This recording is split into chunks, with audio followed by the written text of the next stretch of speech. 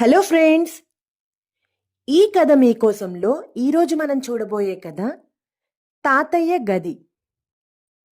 అసలు ఈ తాతయ్య గదిలో ఏముంది? అక్కడ ఏం జరిగింది? ఈ కథ చివరి వరకు చూస్తే మీకే అర్థమవుతుంది. ఆఖరి వరకు మిస్ కాకుండా చూడండి. హాయ్ చుట్కీ. హాయ్ చోటు, చెప్పు. ఏం లేదు చుట్కీ, మన ఈ కథ మీకోసం వాళ్ళు కథలు పెట్టడానికి ఎంత కష్టపడుతున్నారు.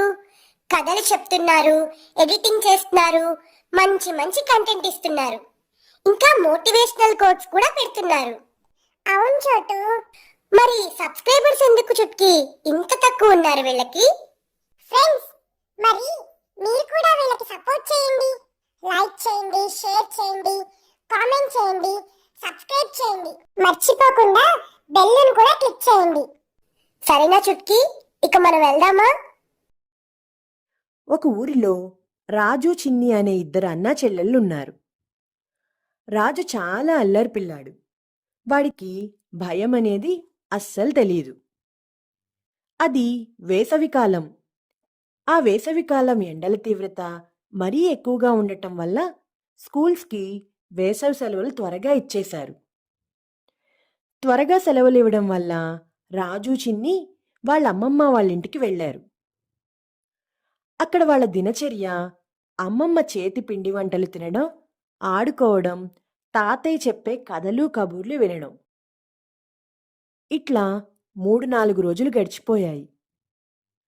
ఒకరోజు రాత్రి రాజు వాళ్ళ తాతయ్య దగ్గర పడుకుంటానని అమ్మకి చెప్పి తాతయ్య గదిలో తనకి ఒక మంచం వేయించుకుని పడుకున్నాడు. చిన్ని అమ్మమ్మలతో కలిసి వేరే గదిలో పడుకుంది. మధ్యరాత్రి అవ్వగానే రాజుకి ఏదో వింత శబ్దం వినిపించి ఒక్కసారిగా ఉలిక్కిపడి నిద్రలేచాడు. చుట్టుపక్కల చూశాడు. ఆ చీకట్లో ఏమీ కనబడలేదు. ఆ గదిలో ఉన్న చిన్న బెడ్లైట్ వెలుతురులో తాతయ్య మంచం పక్కన గోడ దగ్గర గుండ్రటి ఆకారం వింత శబ్దం చేస్తూ అటూ ఇటూ కదులుతూ కనిపించింది. ఒక్కసారిగా రాజు చాలా భయపడ్డాడు.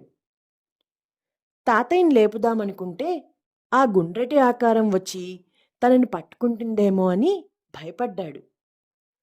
అందుకని మొహం నిండా దుప్పటి ముసుగు వేసుకుని పడుకున్నాడు. ముసుగు తీసి చూస్తే ఆ బూచి శబ్దం చేస్తూ అక్కడే ఉంది. ఏం చెయ్యాలో తెలియక భయంతో దుప్పటి కప్పేసుకుని నిద్రపోయాడు.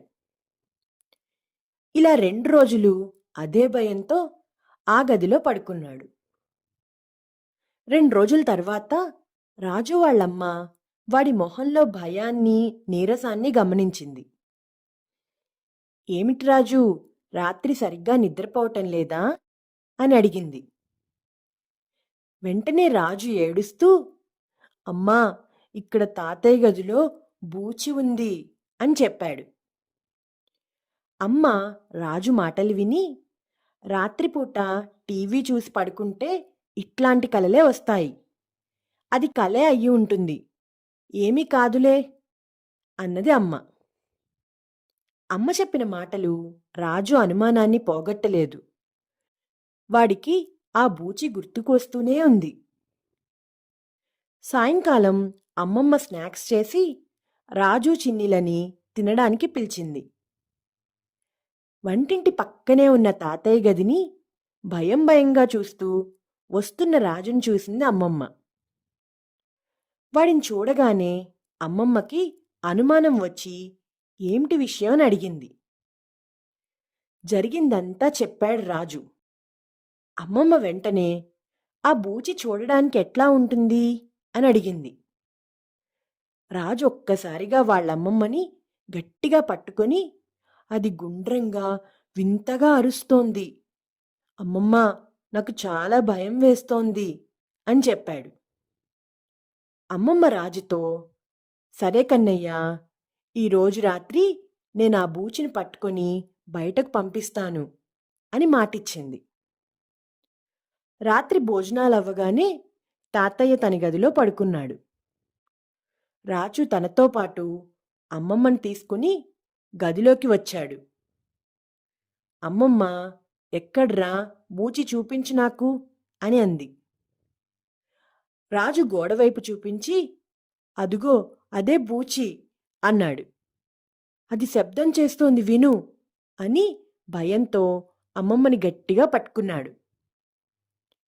గోడ మీద పడిన నీడని చూసిన అమ్మమ్మ, ఒరేయ్ రాజు, ఇది బూచి కాదు, గోడ మీద మీ తాతయ్య పొట్ట నీడ పడుతోంది, అది చూసి నువ్వు బూచి అనుకుంటున్నావు అని అంటూ లైట్ వేసింది. ఇక శబ్దం అంటావా, అటు చూడు, మీ తాతయ్యకి గురక వస్తోంది, అది గురక శబ్దం అని నవ్వేసింది. అమ్మమ్మ మనవడి హడావిడికి నిద్రపోతున్న తాతయ్య లేచి, ఏమిటర్రా, మీ గోల ఏమైంది అని విసుక్కున్నాడు. అమ్మమ్మ జరిగిందంతా చెప్పింది. అప్పుడు తాతయ్య, అయ్యో, ఇంత వింత జరిగిందా రాజాబాబు అని పకపక నవ్వేశాడు. రాజుకి విషయం తెలియగానే భయం పోయి మనసు కాస్త కుదుటపడింది. రాజు నవ్వుతూ, అమ్మమ్మా, నేను ఈ గురక శబ్దం వింటూ పడుకోలేను, పద, నీ దగ్గర పడుకుంటాను అని అన్నాడు. రాజు తాతయ్యతో, మీ గదికి, అందులోనూ మీరు పెట్టే గురకకి ఒక దండం తాత, నేను మీతో పడుకోలేను అని తాతయ్య పొట్ట మీద కితకితలు పెట్టేసి ఆ గదిలో నుండి వాళ్ళమ్మమ్మ దగ్గరికి పరిగెత్తుకుంటూ వెళ్ళిపోయాడు. అమ్మమ్మ కూడా తాతయ్యతో, మీ గురకకి ఒక నమస్కారం సార్ అని నవ్వుకుంటూ వెళ్ళిపోయింది. తాతయ్య అమ్మమ్మ మనవడు వెళ్ళిపోగానే హాయిగా తన గదిలో ఒక్కళ్ళే ప్రశాంతంగా నిద్రపోయారు. ఈ కథ మీకోసంలో ఈ కథ మీకు నచ్చిందా పిల్లలు? నచ్చినట్లయితే లైక్ చేయండి, షేర్ చేయండి, కామెంట్ చేయండి, ఇంకా సబ్స్క్రైబ్ కూడా చేసుకోండి. గంట కొట్టని వాళ్ళు కూడా గంట కూడా కొట్టండి.